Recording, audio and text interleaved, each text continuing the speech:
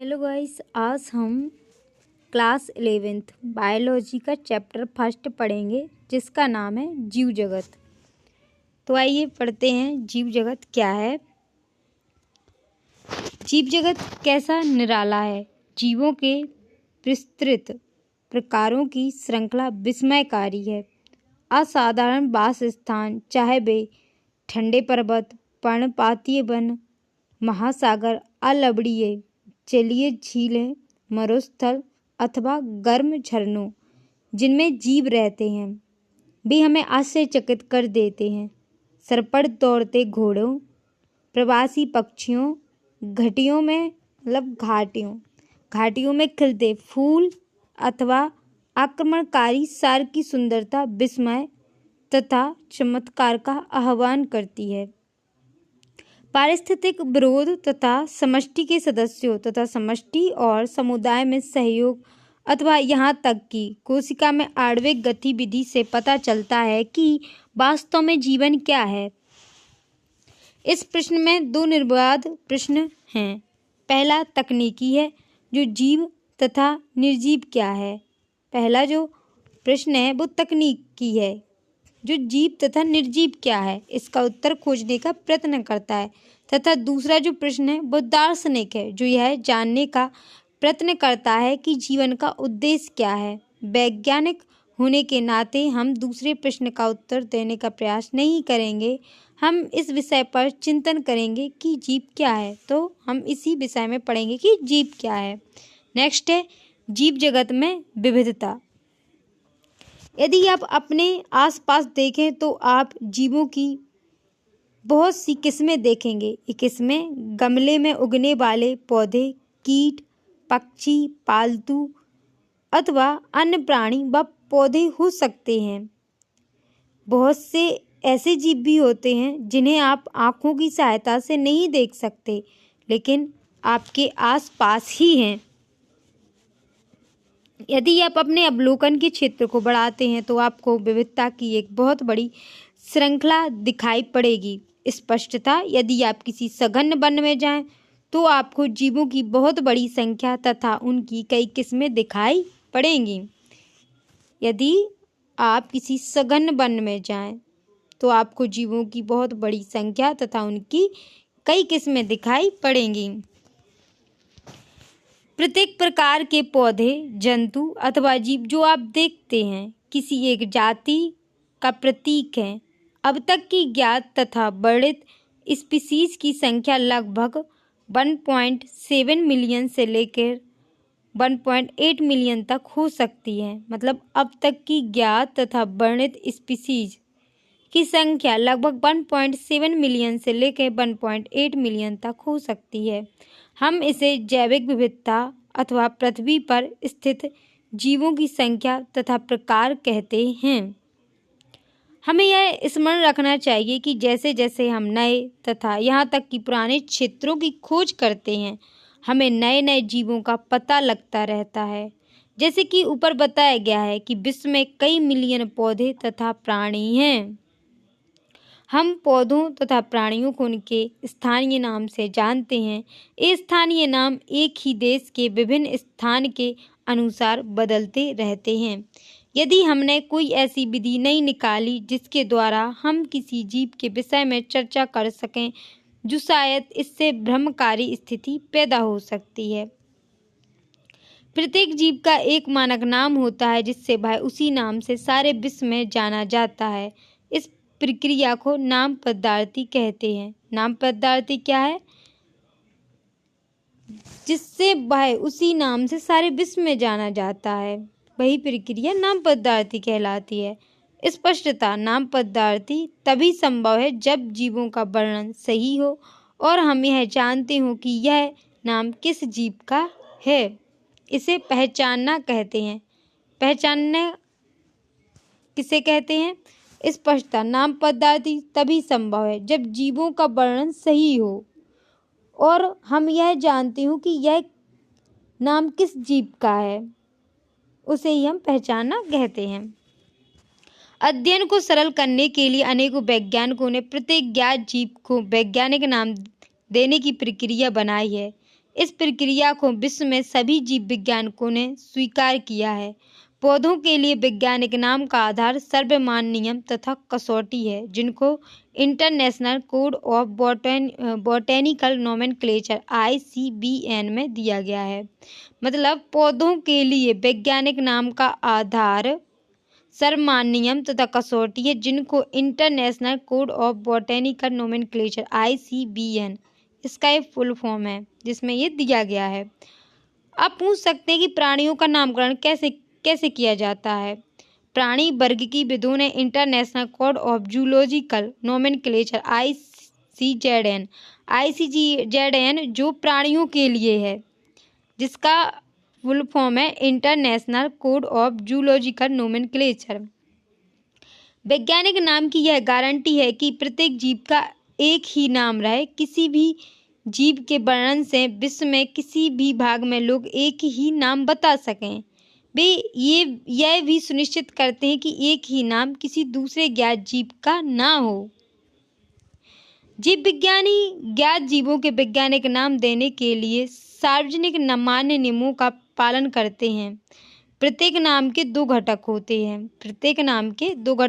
हैं। पहला वंश नाम होता है और दूसरा जातीय संकेत पद। तो ये याद रखें कि प्रत्येक नाम के दो घटक होते हैं। पहला उसका वंश नाम होगा और दूसरा उसका जातीय संकेत। इस प्रणाली को, जिनमें दो नाम के दो घटक होते हैं, उन्हें द्विपद नाम पदार्थी कहते हैं।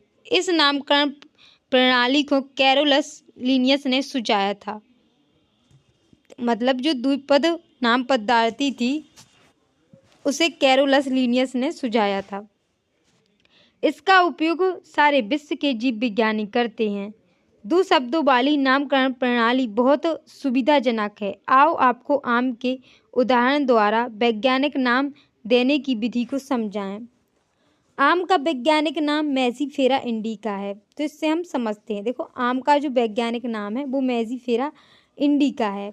तब आप यह देख सकते हैं कि यह कैसे द्विपद है। इस नाम में जो मेजीफेरा है वो वंश नाम है, जबकि इंडिका एक विशिष्ट स्पीसीज अथवा जातीय संकेत पद है। मतलब आम का जो वैज्ञानिक नाम है वो मेजीफेरा इंडिका है और इसमें जो मेजीफेरा नाम है वो वंश नाम है, जबकि जो इंडिका है वो एक विशिष्ट स्पीसीज अथवा जातीय संकेत पद है। नाम पदार्थी के अन्य सार्वजनिक नियम निम्नलिखित हैं। जैविक नाम प्रायः लैटिन भाषा में होते हैं। जो जैविक नाम होते हैं वो प्रायः लैटिन भाषा में होते हैं और तिरछे अक्षरों में लिखे जाते हैं। इनका उद्भव चाहे कहीं से भी हुआ हो, इन्हें लैटिनीकरण अथवा इन्हें लैटिन भाषा का व्युत्पन्न समझा जाता है। देखो, जैविक नाम प्रायः लैटिन भाषा में होते हैं और तिरछे अक्षरों में लिखे जाते हैं। इनका उद्भव चाहे कहीं से भी हुआ हो, इन्हें लैटिनीकरण अथवा इन्हें लैटिन भाषा का व्युत्पन्न समझा जाता है। जैविक नाम में पहला शब्द वंश नाम होता है, जबकि दूसरा शब्द जातीय संकेत पद होता है। जैविक नाम में पहला शब्द वंश नाम होता है, जबकि दूसरा शब्द जातीय संकेत पद होता है। इसे भी याद रखें। जैविक नाम को जब हाथ से लिखते हैं तब दोनों शब्दों को अलग अलग रेखांकित अथवा छपाई में तिरछा लिखना चाहिए। यह रेखांकन उनके लैटिन उद्भव को दिखाता है। पहला अक्षर जो वंश नाम को बताता है वह बड़े अक्षर में होना चाहिए।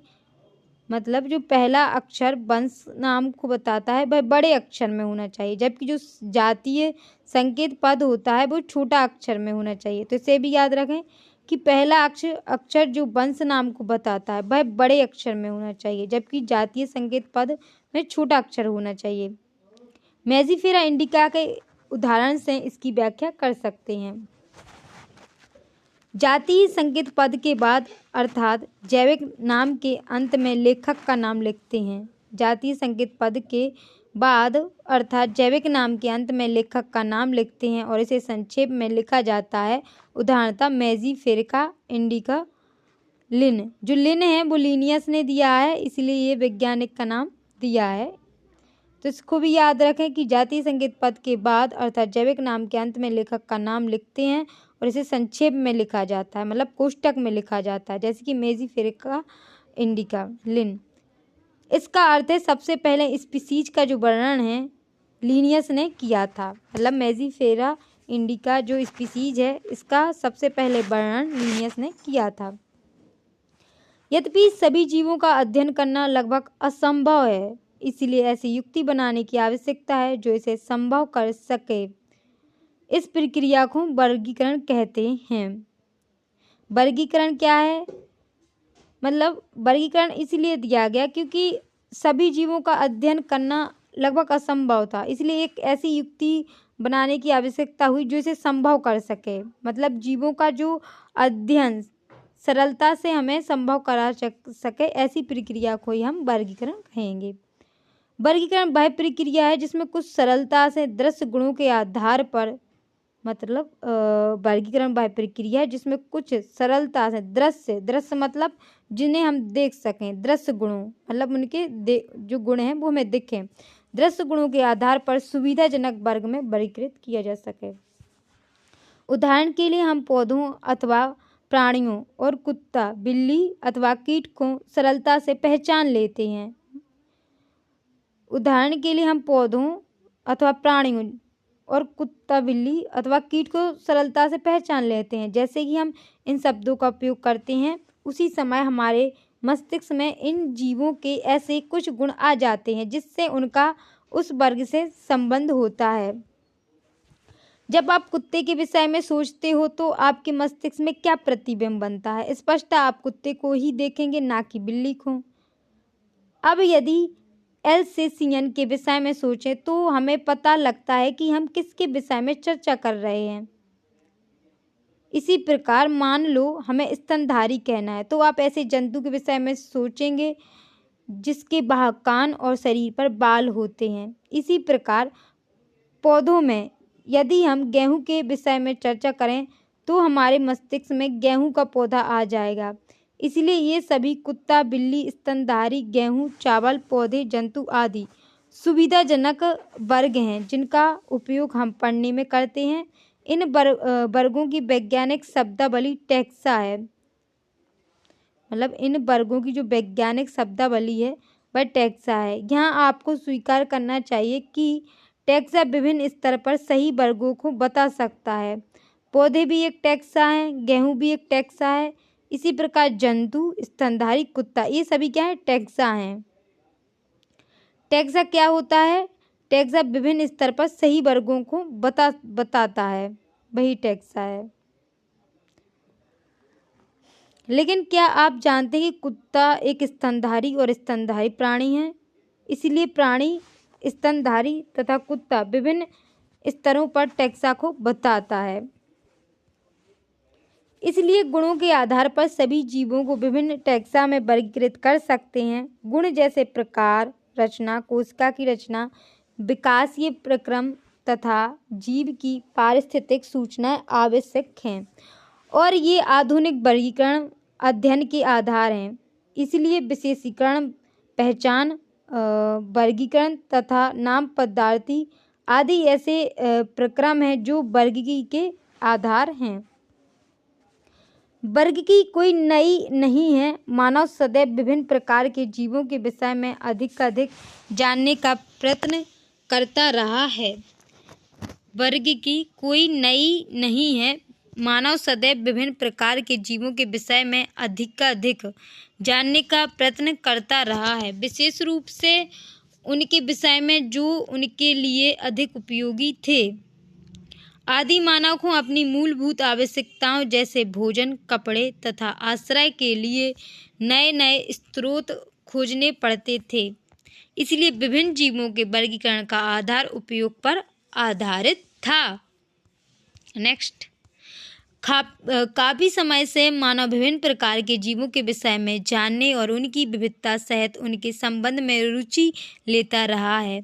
अध्ययन की इस शाखा को वर्गीकरण पदार्थी सिस्टेमेटिक्स कहते हैं। सिस्टेमेटिक्स क्या कहलाता है? वर्गीकरण पदार्थी।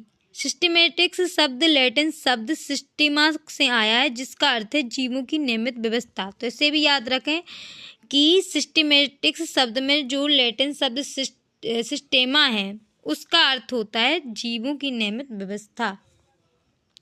लिनियस ने अपने पब्लिकेशन का टाइटल सिस्टेमा नेचर चुना। इसे भी याद रखें कि लिनियस ने अपने पब्लिकेशन का जो टाइटल है वो सिस्टेमा नेचर चुना। वर्गीकरण पदार्थी में पहचान, नाम पदार्थी तथा वर्गीकरण को शामिल करके इसके क्षेत्र को बढ़ा दिया गया है। वर्गीकरण पदार्थी में जीवों के विकासीय संबंध का भी ध्यान रखा गया है। इसे भी याद रखें, वर्गीकरण पदार्थी में जीवों के विकासीय संबंध का भी ध्यान रखा गया है। नेक्स्ट, वर्गीकी संवर्ग। वर्गीकरण एकल सोपान प्रक्रम नहीं है, बल्कि इसमें पदानुक्रम सोपान होते हैं। तो इसे भी याद रखें कि जो वर्गीकरण क्लासिफिकेशन है वो एकल सोपान प्रक्रम नहीं है, बल्कि इसमें पदानुक्रम सोपान होते हैं, जिसमें प्रत्येक सोपान पद अथवा वर्ग को प्रदर्शित करता है।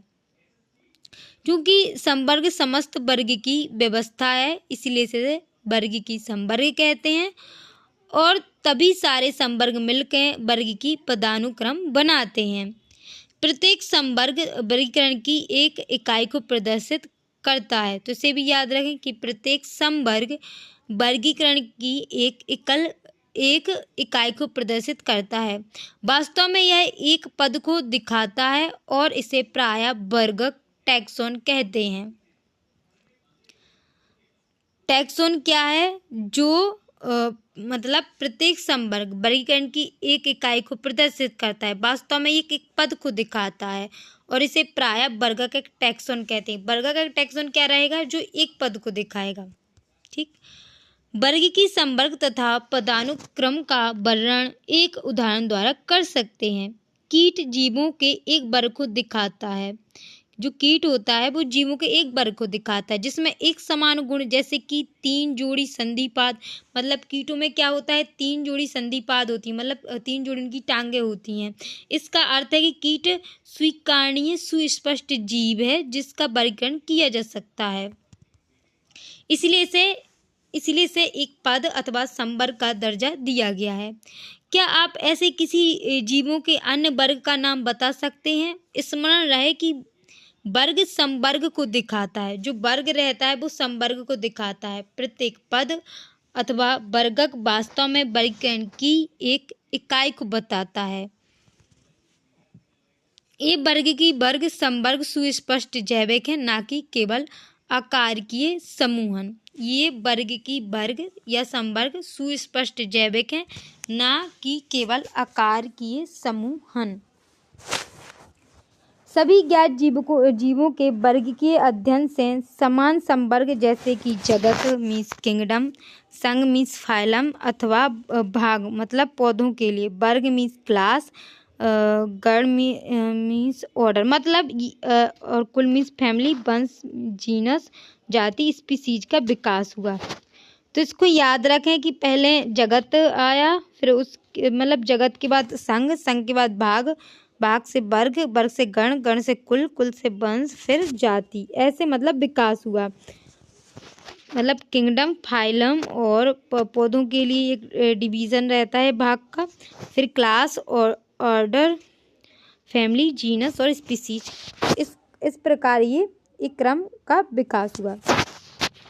पौधों तथा प्राणियों दोनों में स्पीसीज सबसे निचले संवर्ग में आती है। जो इस पौधों तथा जो प्राणी रहते हैं दोनों में स्पीसीज जो होती है वो जाति होती है, वो सबसे निचले संवर्ग में आती है। अब आप यह प्रश्न पूछ सकते हैं कि किसी जीव को विभिन्न संवर्गों में कैसे रखते हैं। इसके लिए मूलभूत आवश्यकता व्यष्टि अथवा उसके वर्ग के गुणों का ज्ञान होना है।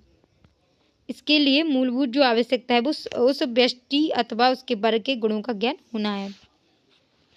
यह समान प्रकार के जीवों तथा अन्य प्रकार के जीवों में समानता तथा विभिन्नता को पहचानने में सहायता करता है। अब हम देखेंगे कि जाति स्पीसीज क्या है। वर्ग की अध्ययन में जीवों के वर्ग जिसमें मौलिक समानता होती है उसे स्पीसीज कहते हैं। स्पीसीज क्या है? ऐसा मतलब जीवों का ऐसा वर्ग जिसमें मौलिक समानता होती है वो स्पीसीज कहलाती है। हम किसी भी स्पीसीज को उसमें समीपस्थ संबंधित स्पीसीज से उनके आकारीय विभिन्नता के आधार पर उन्हें एक दूसरे से अलग कर सकते हैं। हम इसके लिए मेजिफेरा इंडिका मीन्स आम, सोलेनम ट्यूबरोसम मीन्स आलू, पैंथरा लियो मीन्स शेर के उदाहरण लेते हैं। इसको देखो, मेजिफेरा इंडिका आम का नाम है ये वैज्ञानिक, सोलेनम ट्यूबरोसम ये आलू का नाम है वैज्ञानिक, और पैंथरा लियो शेर का। इनका उदाहरण लेते हैं। इन सभी तीनों नामों में इंडिका, ट्यूबरोसम तथा लियो जाति संकेत पद है, जबकि पहले शब्द जो मेजिफेरा थे, सोलेनम थे तथा पैंथरा ये वंश के नाम हैं, तो इसे भी याद रखें। और यह टैक्सा अथवा संवर्ग का भी निरूपण करते हैं। प्रत्येक वंश में एक अथवा एक से अधिक जाति संकेत पद हो सकते हैं। प्रत्येक वंश में एक अथवा एक से अधिक जाति संकेत पद हो सकते हैं जो विभिन्न जीवों जिनमें आकारीय गुण समान हो को दिखाते हैं। उदाहरणतः पैंथरा में एक अन्य जाति संकेत पद है जिसे टिग्रिस कहते हैं। पैंथरा में एक अन्य जाति संकेत पद है जिसे टिग्रिस कहते हैं। सोलेनम वंश में नाइग्रिम मेलनजेना भी आते हैं, इसे भी याद रखें। सोलेनम वंश में नाइग्रिम मेलनजेना भी आते हैं। मानव की जाति सेपियंस है जो होमो वंश में आता है, मतलब मानव की जो जाति है वो सेपियंस है और इसका जो वंश है वो होमो है, इसलिए मानव का जो वैज्ञानिक नाम है वो होमो सेपियंस है। नेक्स्ट वंश, जीनस। वंश में संबंधित स्पीसीज का एक वर्ग आता है, मतलब वंश में क्या आएगा, संबंधित स्पीसीज मतलब जातियों का एक वर्ग आता है जिसमें स्पीसीज के गुण अन्य वंश में स्थित स्पीसीज की तुलना में समान होते हैं। हम कह सकते हैं कि वंश समीपस्थ संबंधित स्पीसीज का एक समूह है।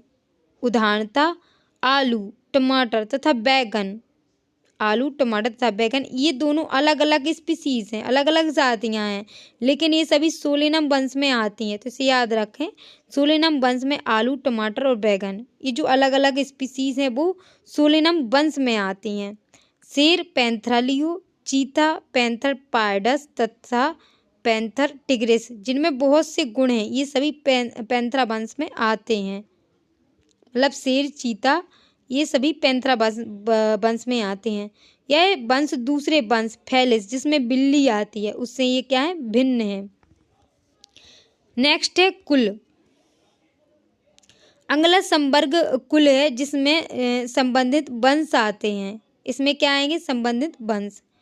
वंश स्पीसीज की तुलना में कम समानता प्रदर्शित करता है। जो वंश होता है वो स्पीसीज की तुलना में कम समानता प्रदर्शित करता है। कुल के वर्गीकरण का आधार पौधों के कायक तथा जनन गुण हैं। कुल के वर्गीकरण का आधार पौधों के कायक तथा जनन गुण हैं। उदाहरणतः पौधों में 3 विभिन्न वंश सोलेनम, पिटूनिया तथा धतूरा को सोलेनेसी कुल में रखते हैं। पौधों में 3 विभिन्न वंश सोलेनम, पिटूनिया तथा धतूरा को सोलेनेसी कुल में रखते हैं, तो इसे याद रखें। सोलेनेसी कुल में सोलेनम, पिटूनिया और धतूरा जैसे वंश को रखा जाता है। जबकि प्राणी वंश पैंथरा जिसमें शेर, बाघ, चीता आते हैं को फेलिस मतलब जिसमें बिल्ली आती है के साथ फेलिडी कुल में रखे जाते हैं, तो इसे भी याद रखें। फेलिडी कुल में बिल्ली भी आएगी और शेर, बाघ, चीता जो पैंथरा वंश के होते हैं, तो पैंथरा और फेलिस जो वंश होता है वो फेलिडी कुल में रखे जाते हैं। इसी प्रकार यदि आप बिल्ली तथा कुत्ता के लक्षण को देखो तो आपको दोनों में कुछ समानताएं तथा कुछ विभिन्नताएं दिखाई पड़ेंगी। उन्हें क्रमशः 2 विभिन्न कुलों कैनेडी तथा फेलिडी में रखा गया है। नेक्स्ट है गण, ऑर्डर। आपने पहले देखा है कि संवर्ग जैसे स्पीसीज, वंश तथा कुल समान 3 लक्षणों पर आधारित हैं। संवर्ग जैसे स्पीसीज, वंश तथा कुल समान 3 लक्षणों पर आधारित हैं। प्राय गण तथा अन्य उच्चतर वर्गीय संवर्ग की पहचान लक्षणों के समूहन के आधार पर करते हैं।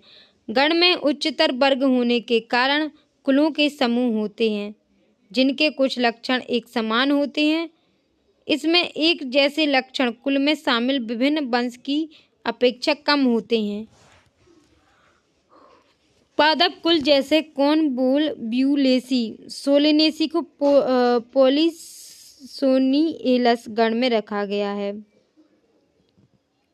मतलब पादप कुल जैसे कॉर्नवोल, ब्यूलेसी और सोलेनेसी को पॉलीसोनिएलस गण में रखा गया है। इसका मुख्य आधार पुष्पीय लक्षण है। इसका जो मुख्य आधार है वो पुष्पीय लक्षण है।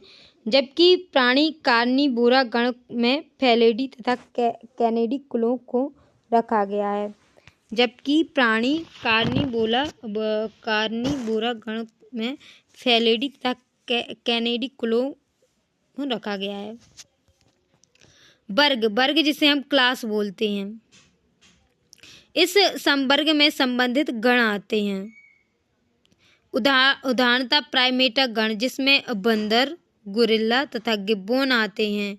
प्राइमेटा गण जिनमें बंदर, गोरिल्ला तथा गिब्बॉन आते हैं और कार्निवोरा गण जिनमें बाघ, बिल्ली तथा कुत्ता आते हैं को मेमेलिया वर्ग में रखा गया है। तो इसे भी याद रखें कि मेमेलिया वर्ग में कार्निवोरा और प्राइमेटा गण को रखा गया है। इसके अतिरिक्त मेमेलिया वर्ग में अन्य गण भी आते हैं।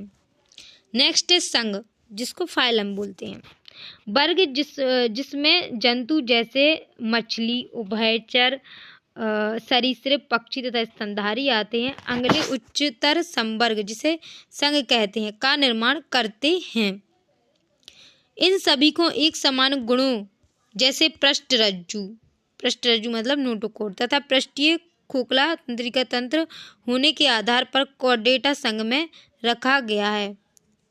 कॉर्डेटा संघ में पृष्ठरज्जु तथा पृष्ठीय खोखला तंत्रिका तंत्र के आधार पर रखा गया है। पौधों में इन वर्गों जिनमें कुछ ही एक समान लक्षण होते हैं को उच्चतर संवर्ग भाग में रखा गया है। अब नेक्स्ट देखते हैं किंगडम क्या है। जगत, जंतु के वर्गीय तंत्र में विभिन्न संघों के सभी प्राणियों को उच्चतम संवर्ग जगत में रखा गया है। जबकि पादप जगत में विभिन्न भाग मतलब डिवीजन के सभी पौधों को रखा गया है। विभिन्न संघों के सभी प्राणियों को एक अलग जगत एनिमेलिया में रखा गया है जिससे कि उन्हें पौधों से अलग किया जा सके। पौधों को प्लांटी जगत में रखा गया है। भविष्य में हम इन दो वर्गों को जंतु तथा पादप जगत कहेंगे।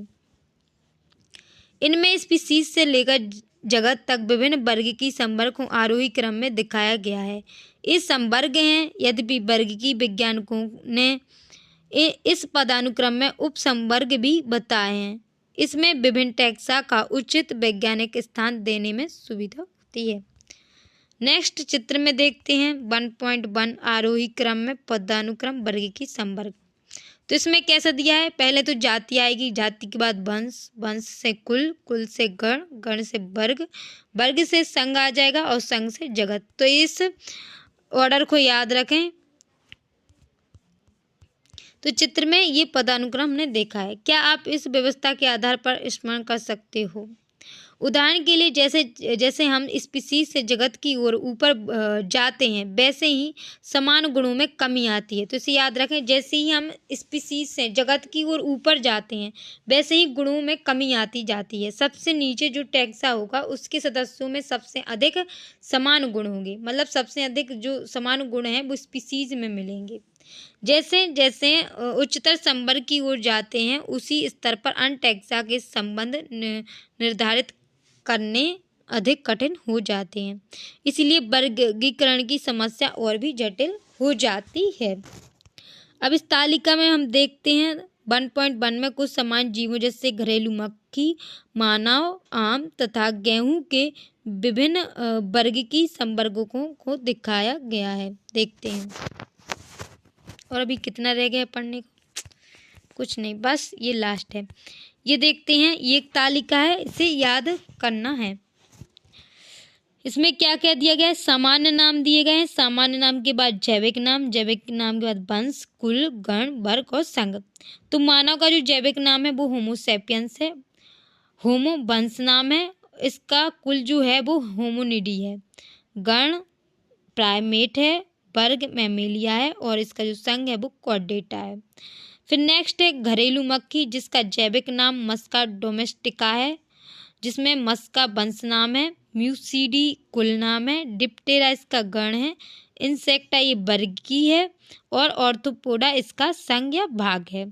फिर नेक्स्ट आ जाता है आम। आम का जैविक नाम मेजीफेरा इंडिका है, मेजीफेरा वंश है, कुल इसका इनाकर्डियेसी और इसमें जो आम का गण है वो सेपेंडेल्स है, वर्ग डाइकोटोलिडनी और इसका जो संघ या भाग है वो एंजियोस्पर्मी है।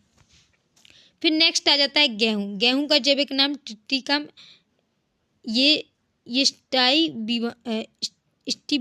स्टिबम है, जिसमें ट्रिटिकम जो है वो वंश है, कुल इसका पोएसी है, गेहूं का कुल पोएसी है, गण पोएलस है, वर्ग मोनोकोटिलिडनी है और इसका जो संघ या भाग है वो एंजियोस्पर्मी है।